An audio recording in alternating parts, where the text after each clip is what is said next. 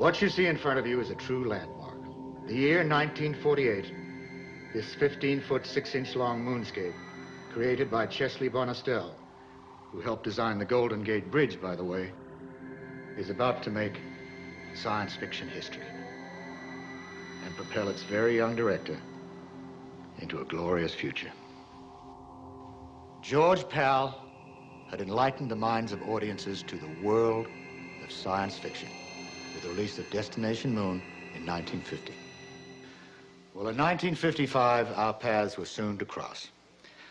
I was making a movie called World Without End, about being trapped in a time warp. And George had acquired the rights from the H.G. Wells estate to make a movie about time travel.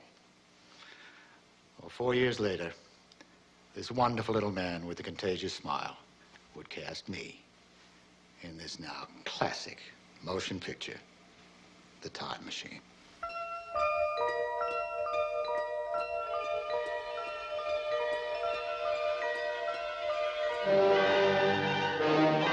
It took the creative magic of George Pal and the fabulous production know-how of Metro-Goldwyn-Mayer to catapult you through time into a world that is yet to be. Why is it that we usually ignore the fourth dimension?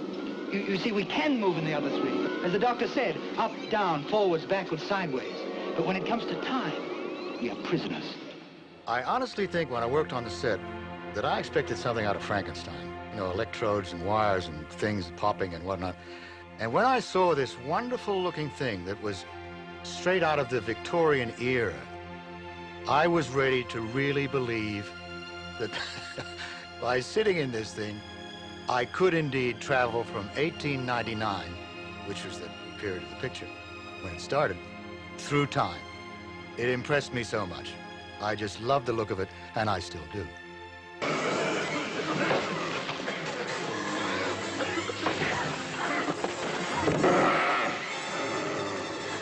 I was lucky to get it back.